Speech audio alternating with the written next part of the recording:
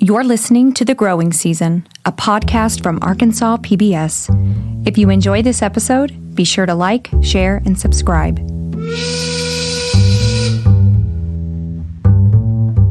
Work is about a search for daily meaning as well as daily bread, for recognition as well as cash, for astonishment rather than torpor. In short, for a sort of life rather than a Monday through Friday sort of dying. Studs Terkel collected many such thoughts on the everyday lives of Americans. In the thousands of personal interviews he conducted over his career, his subjects covered those larger-than-life topics by which we define ourselves. Ideas like religion, patriotism, and most notably, work. Think about it. Whenever you meet someone new, maybe in the plane seat next to you or at a crowded party, what question comes first to mind? What do you do for a living? For most of us, we are what we do.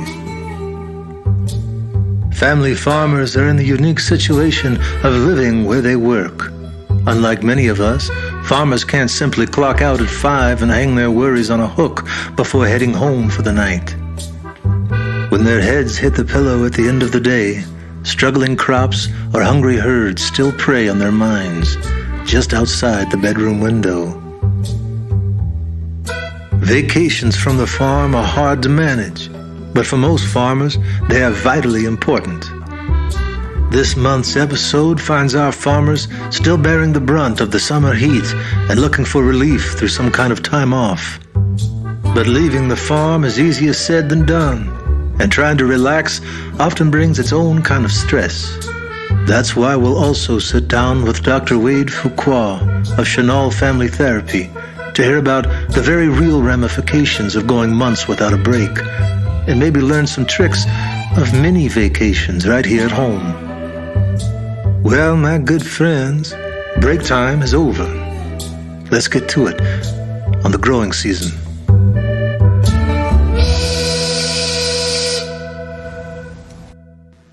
The drought has finally broken on Heifer Ranch, and Donna Kilpatrick is feeling relieved despite the ramifications of weeks without rain spreading out before her. Maybe most troubling of all is the bigger issues this summer points to, and the inescapability of an increasingly volatile climate. The Yarn's Omaya Jones has the story. When we return to Heifer Ranch, we see rain has finally come. I would say cumulative, at least 3.5 to 4 inches over the last month, which has really helped. I mean, we were in a serious drought. I don't think I've ever seen it this dry for so long. And I mean, you can tell the cover crops really stunted in growth, but they're bouncing back. Everything's starting to bounce back, and the hope is that we don't go into another really long period with no rain. Because that would defeat any of the gains that we made last month with the rain or over the last couple of weeks. I know it's supposed to rain this afternoon, I hope, fingers crossed. We still really need it. You know, one rain event doesn't fix months of drought. It's been so insanely hot. I was working outside this morning feeling the no-till drill, and Lizzie and I mean, the breeze right here is amazing, but when we were filling the drill with seed, it was just pouring with sweat. It was just so humid. You know, it's not just hot, it's the humidity. It's just stifling. We asked Donna how this kind of summer affects her perception of the land she works on. I don't know about you, but recently, Liz and I were talking about this at home. It seems like all of a sudden we've been talking about climate change forever, and there's a change, and there's a realization, and I'm not sure who put out this study, but like we're really, in a much shorter amount of time than we thought, we're really screwed. And we could see mass die-offs of whole species much sooner than we thought. I don't know, you know, and the number of years that we heard was like 7 years that we could see radical change into what's already not a great situation. I mean, you can already look around and see that we're in dire straits. With traditional agriculture, so often you're trying to create monocultures, and that's in juxtaposition to nature. There are no monocultures in nature. It's, you know, it thrives in diversity of everything. So when people sometimes ask me about my definition of regenerative agriculture, and one thing that I really feel confident in is that it's non-combative. So we're not fighting against something. And I feel like often in traditional agriculture, you're fighting against nature. You're putting herbicides, fungicides, insecticides, all of those things to hold down what nature's trying to do. And what we're trying to do is make it thrive. And she sees it happening in front of her eyes. Hopefully, every single thing that we do is working towards getting repairing the damage that we've done over the last 30 years with extractive agricultural practices like continuous grazing with cattle, or not using the pastures, or cutting them for hay. So everything we're doing is trying to get that back. And it's happening. I mean, you can see it. It's totally coming back. Probably faster than I even thought it would. And the soil test shows it, but more is like on a daily basis, looking out and seeing things. Birds coming back, species of birds, and water infiltration rates increasing. And so we don't have huge pools of water standing in pastures after a rain event. Those are significant changes. Donna's perspective befits her changing role and shows the benefit of taking some time to yourself. Yes, I definitely have days off. Because I live at the ranch, sometimes it doesn't feel like that because I'm always concerned about what's going on, or hear a gator go by and wonder. It's always on my mind. Yeah. We've been getting away more recently because Lizzie Parker's position, where she's doing a lot of the cattle management, really has opened up an opportunity for me to get away, like for long weekends. Like we've done a couple of those relatively recently. And that's great, because if I'm off the ranch, then I'm not thinking about the animals or wondering if the staff's out in the heat dying, or, things like that. I'm really bad about being off and being home and being like, oh, I'm going to go check out the steers and see how they're doing today. And then that usually turns into a 2-hour thing, So, yeah, it's really good to get off the ranch. But she can't focus on vacations for too long. Tomorrow, I woke up feeling really anxious this morning. Like I had too many things to get done. Just this whole month, it's just so much to do. And then I'm going to this savory training, and I feel like I haven't really, I use holistic management every day, but I haven't looked over the curriculum in a while. And I feel like the courses in savory are pretty rigorous. And people that are involved are really intelligent. And so I want to take a look at that material before I go. Just feeling a little bit stressed out about that. And then this class that I'm teaching that I haven't made my slide yet, the slide deck. And that kind of technology, building slide decks, is not my forte. And I'm really particular about the way they look. So thankfully Liz helps me with them. But I need to build my slide deck. And then, this trip tomorrow, which is no big deal, but we're going to leave at 4 a.m. and drive to Missouri and go to this place called Hamilton Native. What is it? Native Plants? It's basically a prairie. This woman, Amy, she started it, and it's a very well-established prairie using native grasses, which is what we're trying to convert to. So we talk a lot about, planting either warm season or cool season cover crops. But the goal is not to continue that forever. Basically, what we're trying to do is get the soil back to a healthy environment for native plants to thrive, so that we have perennial natives that our animals are grazing all the time. Donna's got some ambitious goals for heifer. With each of our visits, the more realistic those goals seem. My goal is by, 2007, we could sell the tractors. That would be so awesome. And then we're just grazing native plants and grazing it well and holistically and not overgrazing them. we'll see, but that's a long-term goal, is that we get there.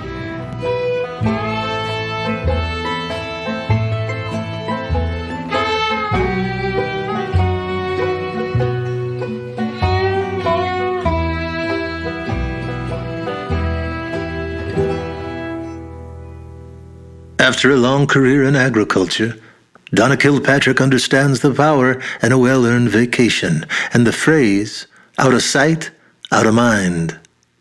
When we catch back up with Donna in September, we'll hear just what was waiting for her on the ranch when she returned home.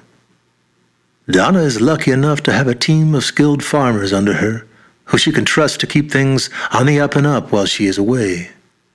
Darren Davis recently returned to his farm in East Arkansas from a well-earned family vacation in Aruba, only to find the healthy crop he left behind had been jeopardized by someone he trusted. Farming can be lonely for the person in charge. Producer Antoinette Grajeda has the story.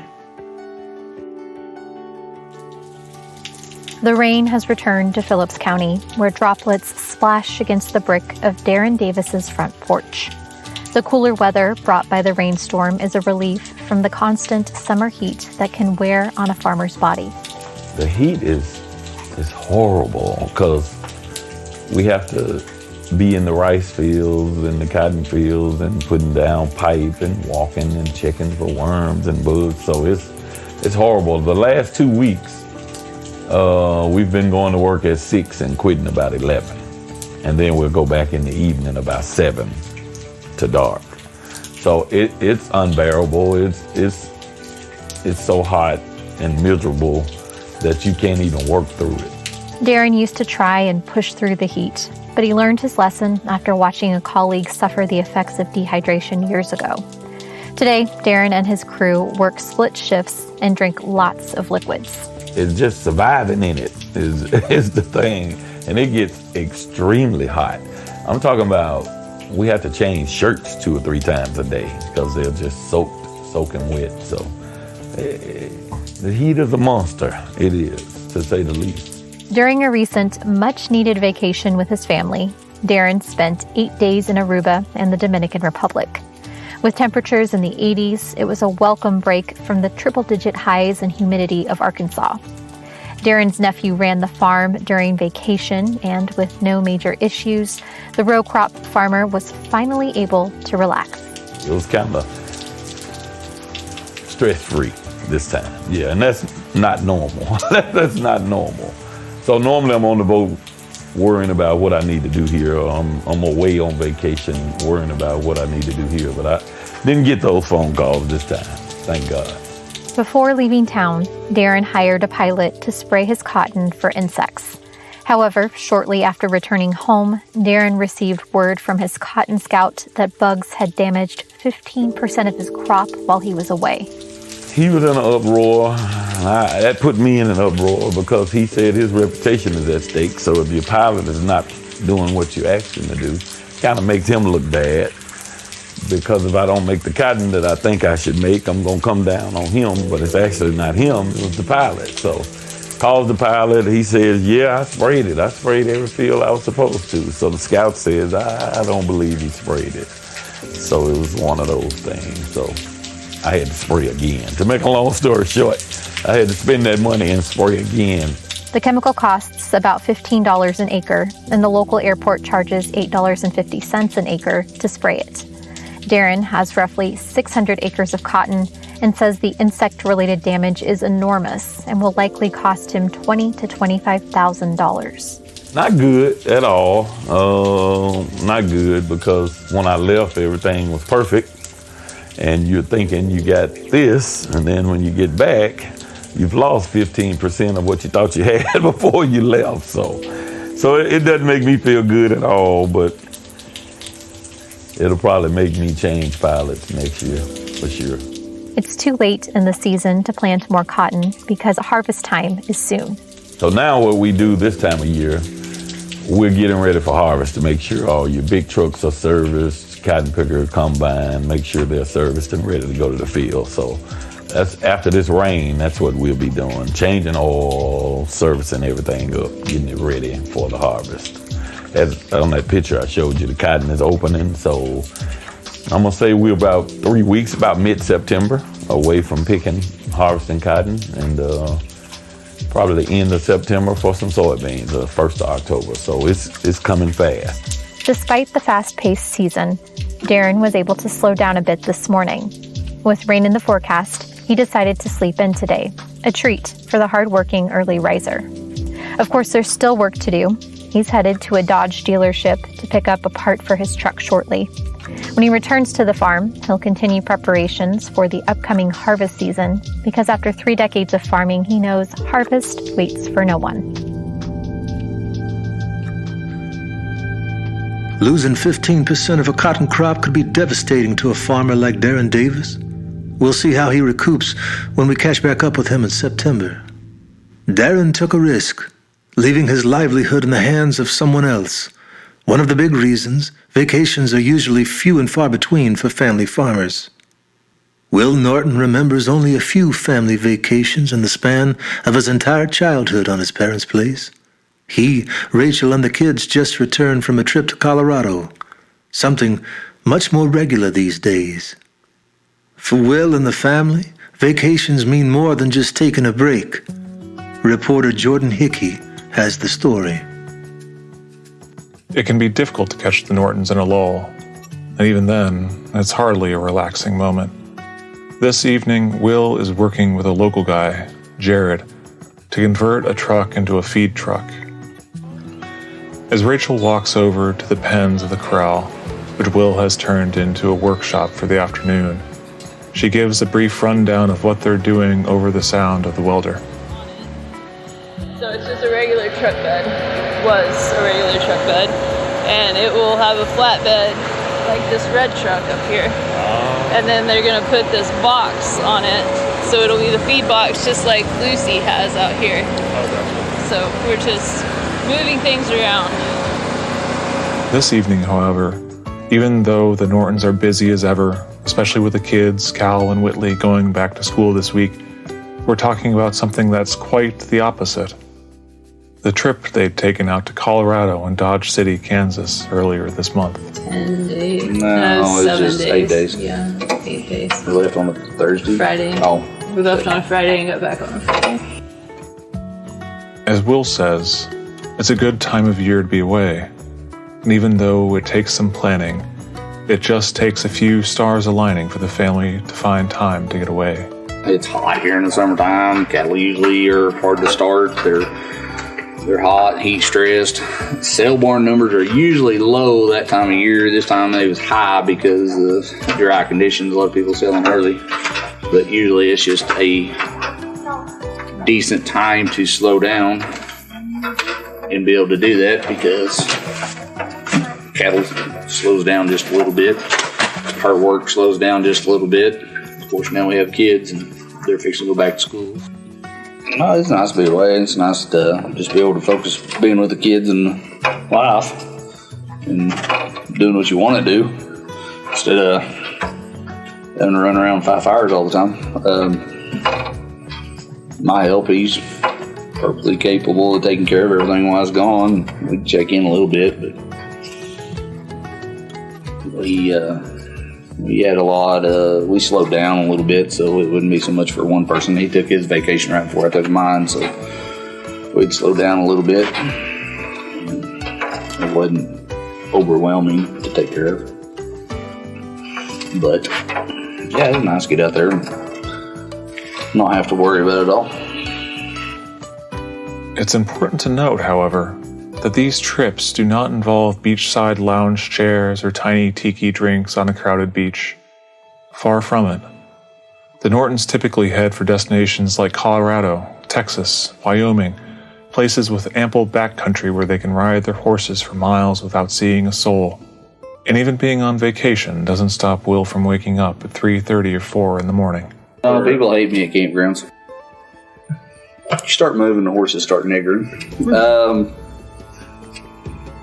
See, and it was even worse out there because they're an hour behind us. We take books and stuff. I might read a little bit. I'll probably read more on the internet and stuff that interests me, markets and stuff like that. I watch that a lot. Cattle markets and study, maybe a couple of closeouts, stuff like that. Just that stuff interests me more than watching TV. Last month, Rachel mentioned they needed the vacation. These necessary vacations are less about relieving stress and more about staying active, they say. I think it's just we want to go see things. Yeah, Do things. I'm here. I mean, it's probably sounds kind of bad, but the last thing I want to do is on Sunday afternoon when I'm kind of done to sit here. I've beat this farm to death all week long. I just want to go and see other things. Go to Colorado, Wyoming, Montana, Alaska. I want to go to all them places. Just out there. I don't like stopping what I do for a living. It kind of bothers me, or it doesn't really bother me. It just, I like having stuff to do. I don't like sitting around. I don't like watching TV. I don't like to go socializing. I like to do stuff. Everybody got the same amount of time. It's just what you do with it. So. But it's not about getting away from the stress. It's just nice to go see something else. After we've ended the interview, we talk for the better part of half an hour about the many places they've been and the things they've seen that few have. It's something, Will says, that is different from when he was growing up, when trips were taken very seldom and the farm was all he knew for much of the year. It's true, as Rachel had said earlier, that vacation and work flow easily into each other. I think the minute that he got back into, town and everything was good, I think Saturday, we were here for, I was working late at the rent house Friday night. And then I think Saturday night, he was already turned around going to get a load of cattle somewhere. So, I mean, I don't know that anybody stopped, per se. Like, it was all, it's like we just picked up where we left off and everything was the same, back to normal. It's not easy to leave a farm of any size. But when you're as established as the Nortons, adventure becomes a lot more doable. For Will and Rachel Norton, their vacation into the West was a welcome reset button, allowing them, upon returning home, to dive headlong back into the work at hand. When we catch back up with the Nortons in September, a health scare will bring the end of the summer to a thundering halt. Another family in desperate need of vacation are the Beardens in Friendship, Arkansas. As the relentless summer heat wears on, things in the community are anything but friendly.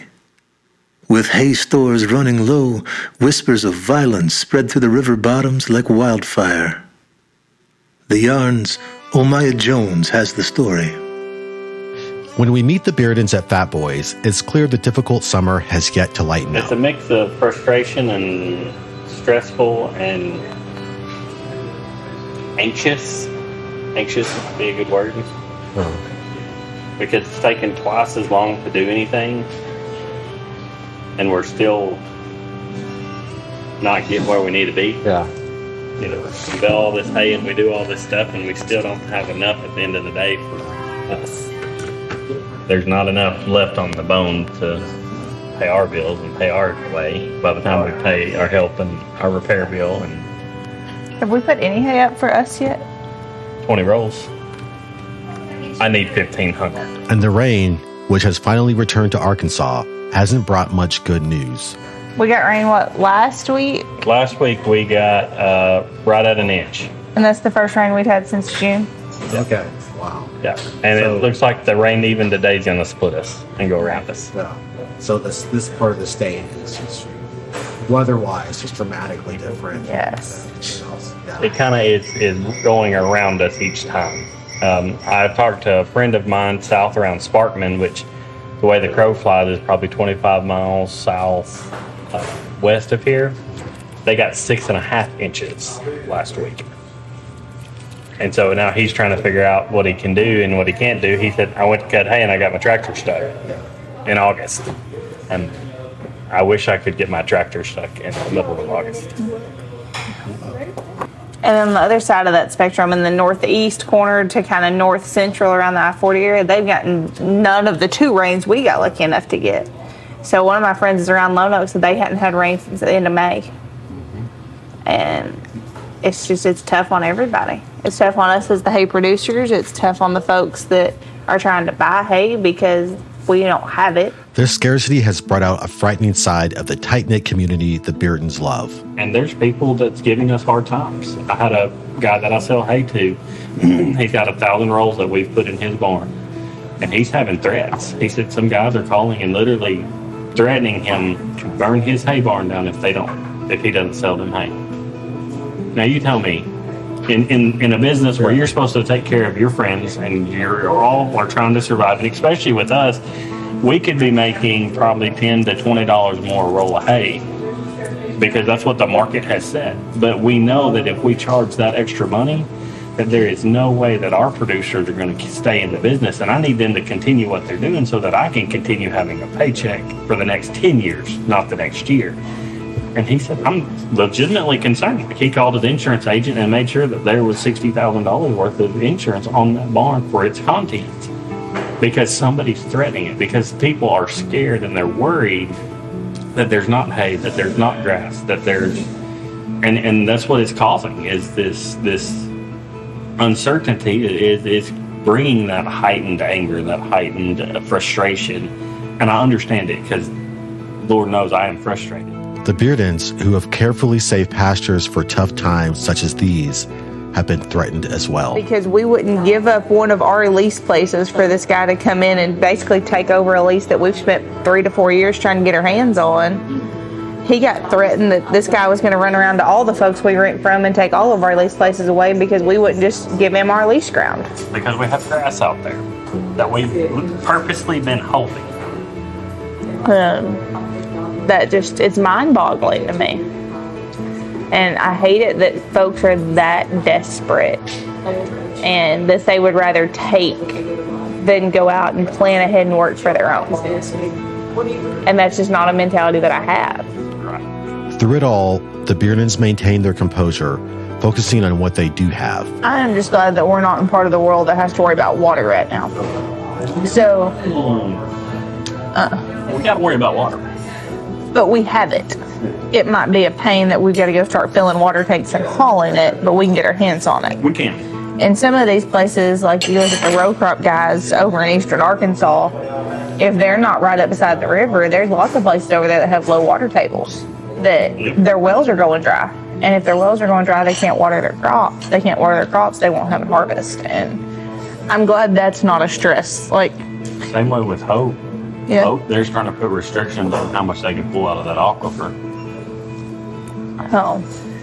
We are very blessed right now in that we have the river that's right there. We have a means of watering everything. And we do have wells put in. We've got access to city water in places. And in fact, we work a pretty good deal with one of the local fire departments that we can haul our big water tanks and they'll fill them up out of the fire hydrant. So it doesn't even take as long, and we just pay them for water.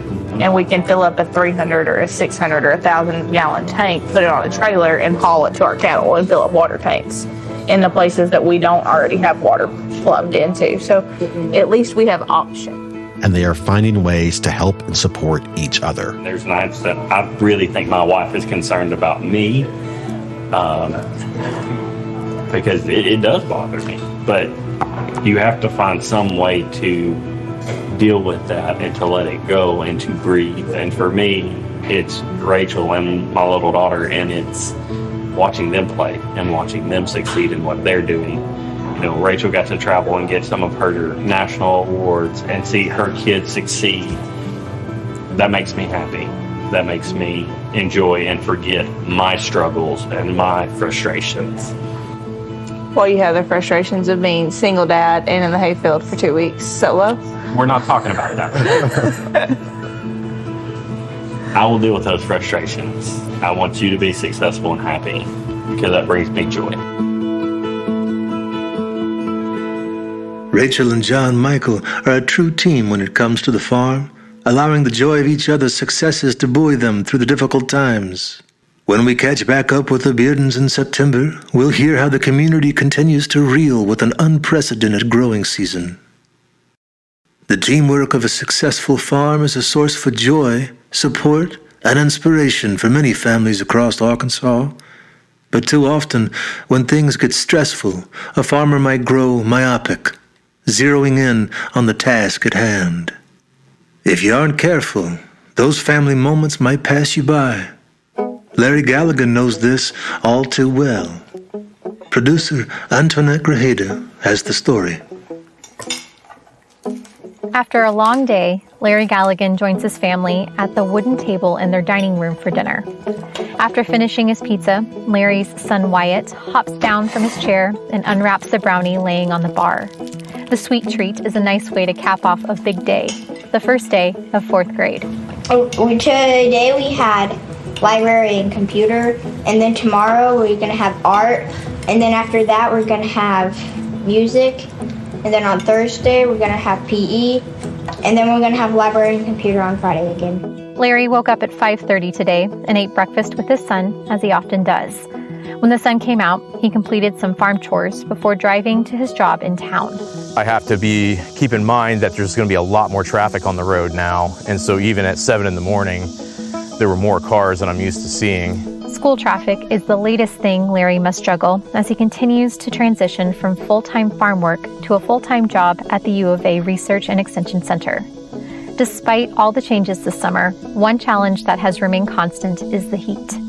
After 6 weeks of no rain, Larry's West Fork farm recently received about 5 inches, but for some crops, the damage had already been done. We're probably just going to rip most of our tomatoes out because they weren't setting fruit anyway, and they're just now starting to flower again. But they got through all that dry spell with no disease, and all of a sudden they're getting hit with blight now that it's humid again. Larry knows well the devastating impacts of blight after losing about 1,200 plants to the disease last year. This is another tough season for his tomatoes because before the blight set in, the hot weather prevented the crop from producing consistently. Tomatoes and a lot of things, they don't set flowers above, if the temperatures are a certain, if it's above 72 or 5 at night consistently, they won't flower, or the flowers they have aren't viable, and so you'll get a gap in fruit. While losing another tomato crop is heartbreaking, Larry is looking ahead, switching his focus to root crops, which he prefers to plant in early August, but hot weather could lead to poor germination.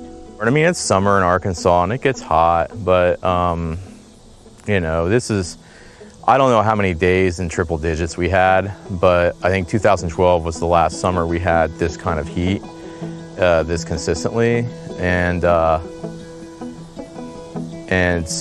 we had a lot of days where we were 95 and above this summer, and the last couple summers we haven't had that. After struggling to cope with the heat and a new work schedule for 2 months, Larry realizes this year's farm production won't be quite what he envisioned. It's going to be not as grand as I wanted it to be this fall, but we basically got to get back into a new routine. I'm working again, and I was like, I'm going to go to my job. This worked before I had a job, and I could do all this other stuff, but it's like, we've got, extracurriculars with more, now that Wyatt's older, we got a lot more going on, and just, we're trying to spend more time, as a family anyway, which, 3-4 years ago when I was working and doing this, Wyatt was younger, and I was putting a lot more effort into this, and probably not as much as I should have into being a fun, present father. Wyatt celebrated his 10th birthday this month, a milestone that came rather quickly for Larry, who can't believe his son is halfway grown. I feel like I didn't put a lot of time into family time, for like 2017 through 19, and I'm realizing that time goes by very quickly, and I've been kind of learned to enjoy certain things that I just, I don't know. I just like staying busy most of the time, but now I'm starting to enjoy, taking a day and doing something fun, or we're talking about canoeing again, because we used to do float trips all the time, and our canoe's just sitting there getting dusty, and stuff like that. So it's, there's a lot of other things I'd like to spend time doing and not just working. It may be some time before their next float trip, but in 2 weeks, Larry will host a birthday party where Wyatt can celebrate with his friends, by playing on a giant slip and slide in the yard. Larry and his family laugh as they recall how much fun they had hosting a similar party in 2020. This celebration will likely generate more fun memories Larry can cherish as his son continues growing up way too fast. When we catch back up with Larry in September, we'll find out just how Wyatt's birthday party went. The story of a farmer swallowed by his work is all too common. Luckily, Larry Galligan is finding his way back to what is important. With the added isolation of COVID-19 over the past couple of years, the farm-family ties across the country have grown even more tenuous. Loneliness and labor compound, making a beautiful piece of land feel more like a prison. For transplant farmers like Grace and Ruthie Pepler in Marshall, Arkansas, the chance to visit family in their native New Jersey is rare. It's something worth fighting for. Producer Jordan Hickey has the story. Coming down the gravel drive to Dogwood Hills Farm, you usually meet the Pepler family engaged in any number of chores. More often than not, it's something to do with the farm, whether it's tossing fodder to the animals or some maintenance odd job. This, however, might be a first. Grace Pepler and her dad, Thomas, are giving the family car a thorough cleaning in anticipation of a trip to the East Coast later this month, where they'll visit with family and attend an agritourism conference Ruthie is speaking at. How thorough is thorough? Very. As evidenced by a toothbrush Grace is using to scrub away at some grime. Previously brushed my teeth. Yeah, it's retired from personal use and is now used for other purposes. To watch the Peplers work through their chore list, you'd think they were Ozark natives. It is almost hard to believe the family moved from New Jersey just a few years ago. They've built themselves a home here. Fortunately, a friend of Grace's, Michaela, is just as at home at Dogwood Hills. It's good to have somebody like intuition, somebody that's got that farm intuition. That's hard to find. So knowing that they're going to be able to spot something that's off a little, that helps me relax a little more. Somebody that doesn't know anything about farming really and can't really pick up a warning sign as it's starting, that's concerning to me. Then I'm worried the whole time. It's tough leaving the farm behind, especially with the matter of a dwindling hay supply hanging over their heads, and especially when they've got several cows who are almost ready to calve, but aren't quite there. So like in an ideal world, they'll all have their calves before we leave. They'll all be ready to be milked then when we get back. That would be just perfect. Like Graham used to say, from my mouth to God's ears, right? Please. Yeah. 20 days. We have 20 days. Oh. Much of this work is what Ruthie calls preventative maintenance. Anything they can do to avoid any major issues while they're away, to avoid any late-night phone calls, to do the impossible, allow their minds to turn away from the farm even just for a short time. Ultimately, one of the biggest challenges the Peplers face in running the farm is being tied here, even when it's toughest. You know, when it was COVID, it was 2 years before we saw any of them, you know. It would change it. Yeah, it was a lot. So, you know, and especially now, you know, like she said, you know, some of our family is getting up there in age, you know, and back with COVID, I mean, you never know really who is going to be your last time seeing. There were several people in our family that, you know, weren't there when we went back the last time, and you just had to kind of accept that the last time you saw them was the last time, so. As the Peplers say, it's not easy being so far from family. It's not easy to read Narnia bedtime stories to grandchildren over Zoom. And there's a hope that, in time, the farm will allow them to take more time off. But still, when they talk about the slower pace of life and the beauty of the farm, you know they appreciate what they have. But, you know, we come up that hill from Marshall and we're like, we're almost home. And there's always that just like, oh. Yeah, there's a spot coming up, going up to Clinton, and there's like that kind of an overlook or clearing in the trees, and you can see Lake Choctaw.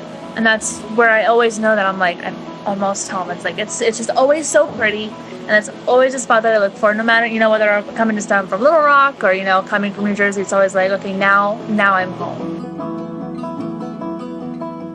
Home is important to farmers like Grace and Ruthie Pepler, and for many of those farmers, the notion of home is inexorably tied to that of work. To be at home is to be working. The work of the land is endless. There's always one more row to walk, one more bale to throw. If farmers don't allow themselves the chance to step away, to lay down the plow, even for a moment, they jeopardize their health and future.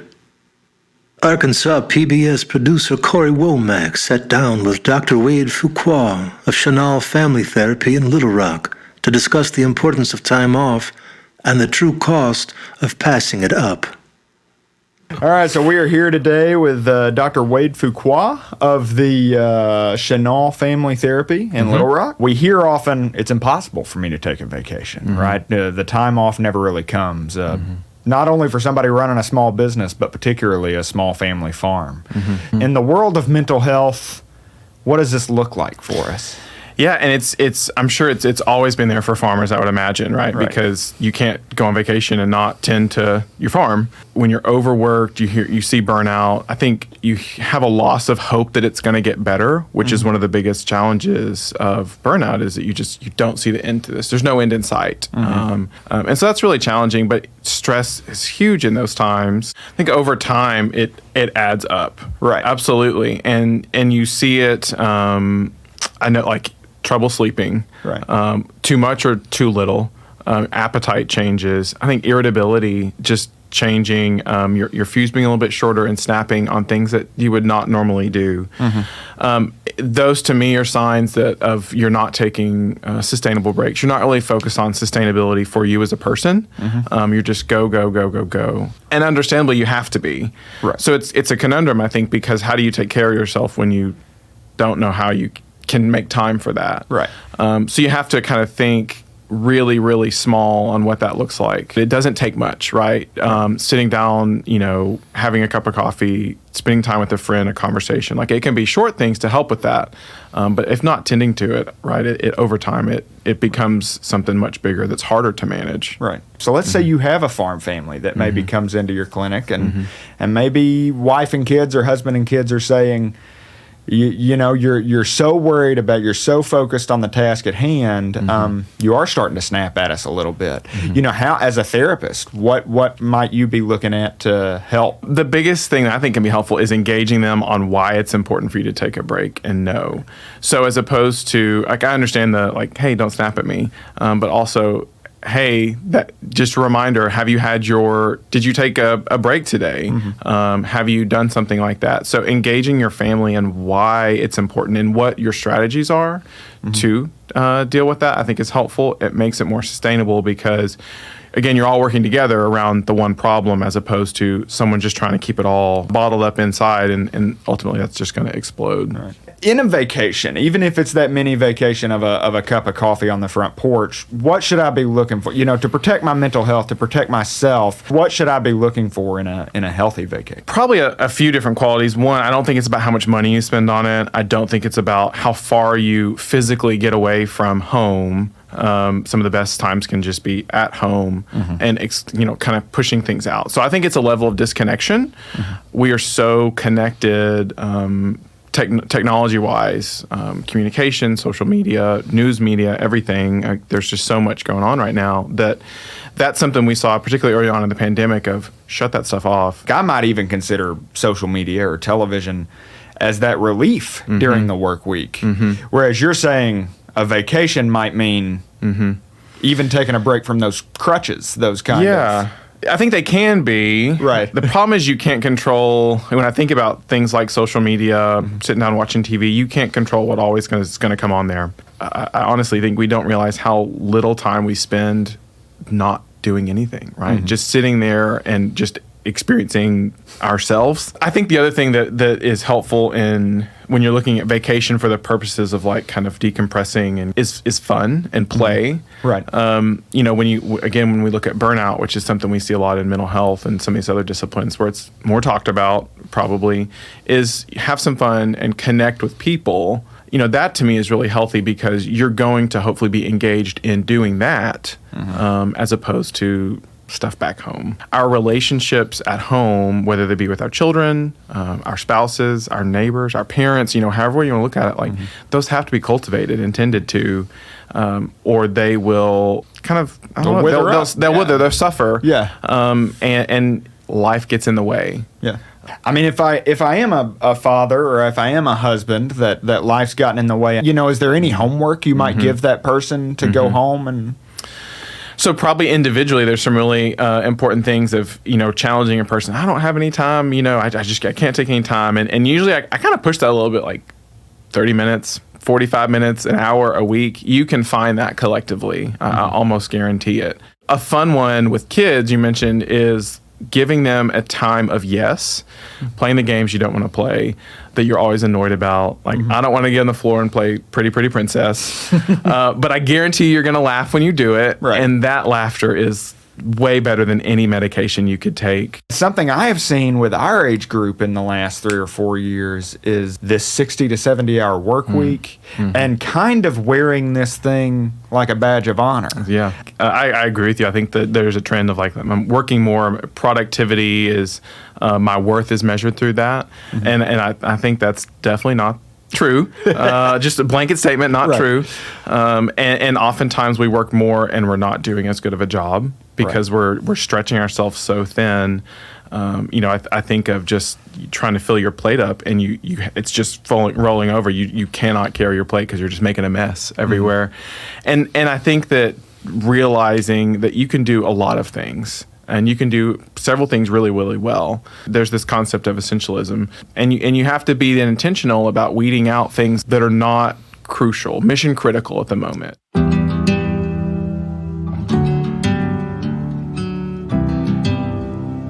Since 2020, millions of Americans have worked from home for the first time. After months of video meetings and endless emails, reports of burnout and unhealthy work-life balance poured in. With no home to come to after work, most jobs felt like the Monday to Friday sort of dying Studs Terkel warned us about almost 50 years ago. For farmers, working from home is the reality, pandemic or not. Either as a career you choose or a way of life you're raised in, living where you work is exhausting. What is there to keep a farmer's passion from dying on the vine? The ability to step away, even ever so briefly, provides the relief and respite a farmer needs. Maybe it's a trip to the Rocky Mountains or an idyllic beach. Maybe it's a plan to catch up with distant family or a simple canoeing weekend with your son before he gets much older. In a time when the 70-hour work week is touted like a badge of honor, American farmers have to learn there is no crop as valuable as time. It's a good lesson for us all. Never get so busy working, you forget what you're working for.